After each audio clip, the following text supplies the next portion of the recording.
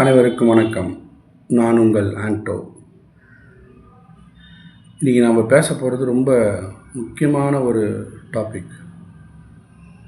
அதுக்கு முன்னாடி நம்ம சேனலை சப்ஸ்கிரைப் பண்ணாதவங்க தயவுசெய்து சப்ஸ்கிரைப் பண்ணிக்கோங்க. நீங்கள் பண்ணுற ஒரு சப்ஸ்கிரைப் தான் நம்ம சேனலை இன்னும் பெரிய பெரிய இடத்துக்கு கொண்டு போகும். நம்ம நிறைய டாபிக் டிஸ்கஸ் பண்ணலாம்.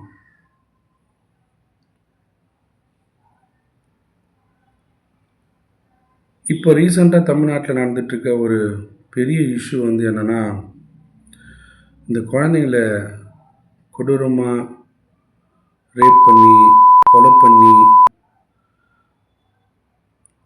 சொல்லும்போதே ரொம்ப கஷ்டமாக இருக்குதுங்க. எனக்கு என்ன கேள்வினா, ஒரு 10 வயசு குழந்தைய பார்த்து உனக்கு காம இச்சை வருதுன்னா, அப்போ இவன் எந்த அளவு கொடூரமான ஒரு ஆளாக இருப்பான். குழந்தைன்னா அது குழந்தை தான்.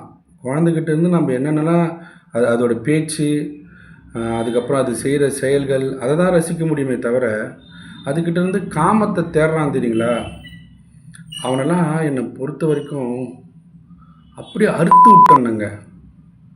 அறுத்து விட்டு அப்படியே அலைடா அப்படின்னு விடணும். கொடூரமாக கொல்லணும். ஏன்னா இதெல்லாம் கேட்கும்போது நமக்கு எப்படி தெரியுமா இருக்குது, தாங்கவே முடியல. ஒரு பிஞ்சு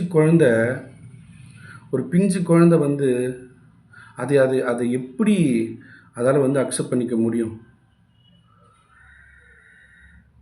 இத்தனைக்கும் தெரிஞ்சவங்க தான் அப்படி பண்ணியிருக்காங்க. சாக்லேட் வாங்கி கொடுத்து அந்த குழந்தைய பேசி அது நம்பி தானே போயிருக்கோம். கொஞ்சம் யோசிச்சு பாருங்களேன், அது நம்பி தானே போயிருக்கோம். சரி, இவர் நமக்கு தெரிஞ்ச அண்ணன், நம்மளுக்கு தெரிஞ்ச மாமா, நம்மளுக்கு தெரிஞ்ச சித்தப்பா அப்படின்ற ஏதோ ஒரு எண்ணத்தில் தானே அது நம்பி போயிருக்கோம். சொல்லும்போதே ரொம்ப கஷ்டமாக இருக்குதுங்க.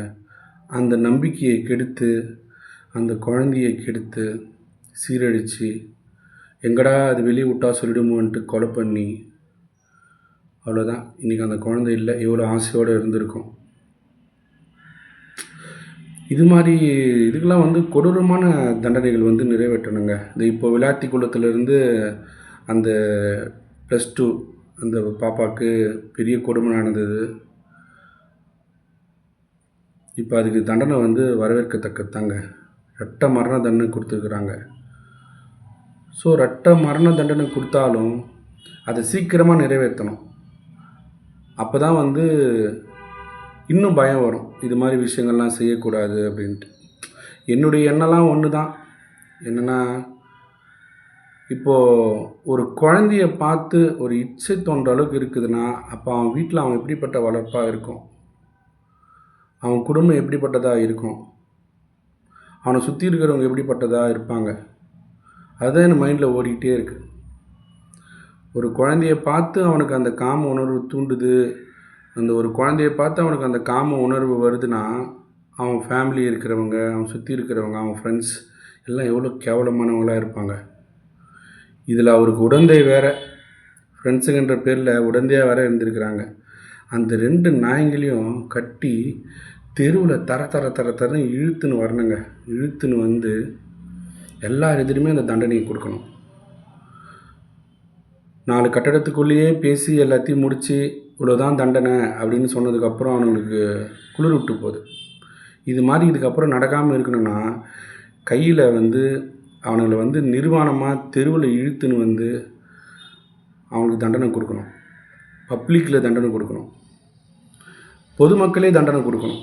அப்போ தான் இது மாதிரி ஆளுங்கள்லாம் திருந்துவாங்க. நீங்கள் என்ன நினைக்கிறீங்க அப்படின்றத கமெண்ட்ஸில் சொல்லுங்கள்.